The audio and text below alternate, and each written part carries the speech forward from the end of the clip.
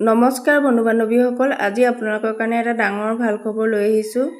PWD ডিপাৰ্টমেণ্টৰ ফালৰ পৰা 5000 ভেকেঞ্চি মুকলি কৰি দিছে গ্ৰেড 3 এণ্ড গ্ৰেড 4ৰ কাৰণে। গ্ৰেড 4ৰ কাৰণে 8 বা 10 পাছ কৰিলে এপ্লাই কৰিব পাৰিব, আৰু গ্ৰেড 3ৰ কাৰণে 12 বা ডিগ্ৰী পাছ লাগিব। যদি আপুনি ইণ্টাৰেষ্টেড আৰু ইলিজিবল হয় তেতিয়াহ'লে অনলাইন মাধ্যমেৰে এপ্লাই কৰিব পাৰিব। আজিৰ এই ভিডিঅ'টোত আমি আলোচনা কৰিম গ্ৰেড 4ৰ কাৰণে কিমান পদ আছে, গ্ৰেড 3ৰ কাৰণে কিমান পদ আছে, আৰু কেতিয়াৰ পৰা অনলাইন ষ্টাৰ্ট হ'ব, কেনেধৰণে এপ্লাই কৰিব লাগিব, কি কি ডকুমেণ্টছ লাগিব, বয়স কিমানৰ পৰা কিমান হ'ব লাগিব, চিলেকশ্যন প্ৰক্ৰিয়া কেনেধৰণৰ হ'ব, সকলোখিনি আলোচনা কৰা হ'ব। চ' ভিডিঅ'টো অলপো স্কিপ নকৰি শেষলৈকে চাই থাকিব। আৰু আমাৰ চেনেলত যদি প্ৰথমবাৰৰ কাৰণে আহিছে তেনেহ'লে চেনেলটো ছাবস্ক্ৰাইব কৰি কাষত থকা বেল আইকনটো প্ৰেছ কৰি দিব, যাতে সদায় এই ধৰণৰ চাকৰি আপডেটসমূহ পাই থাকিব পাৰে। এই 5000 ভেকেঞ্চিৰ ভিতৰত গ্ৰেড 3 আৰু গ্ৰেড 4 দুটা ভাগ আছে, দুইটাৰ কাৰণে বেলেগ বেলেগ পদ আছে।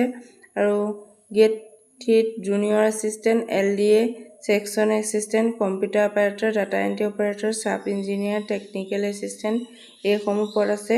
আৰু গ্ৰেড 4ত আছে পিয়ন, অফিচ এটেণ্ডেণ্ট, চকীদাৰ, ৱাচমেন, ফিল্ড অফিচাৰ, মালি এইসমূহ পদ আছে। আৰু প্ৰতিটো বিভাগৰে কাম বেলেগ বেলেগ। কম্পিউটাৰ অপাৰেটৰৰ কাৰণে ডিজিটেল ডাটাবেছ আৰু কম্পিউটাৰ কাম চোৱা চিতা কৰিব লাগিব। ছাব ইঞ্জিনিয়াৰিঙৰ সকলৰ বাবে ফিল্ড টেকনিকেল কামত সহায় কৰিব লাগিব।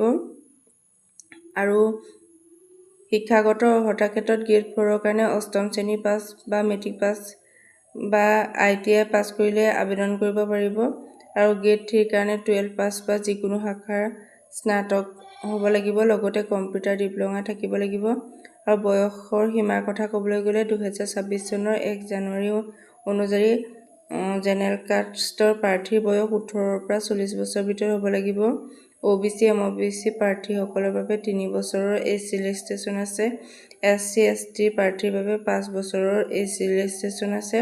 আৰু PWD প্ৰাৰ্থীৰ বাবে 10 বছৰৰ এজ ৰিলেক্সেশ্যন আছে।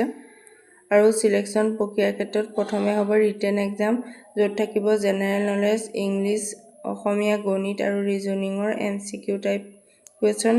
2 নম্বৰতে আছে জুনিয়ৰ এছিষ্টেণ্টৰ নিচিনা গ্ৰেড 3 পদৰ বাবে কম্পিউটাৰ বা স্কিল টেষ্ট হ'ব। আৰু শেষত হ'ব ডকুমেণ্ট ভেৰিফিকেশ্যন, য'ত আপোনাৰ PRC আৰু এমপ্লয়মেণ্ট এক্সচেঞ্জ ৰেজিষ্ট্ৰেশ্যন থকাটো বাধ্যতামূলক।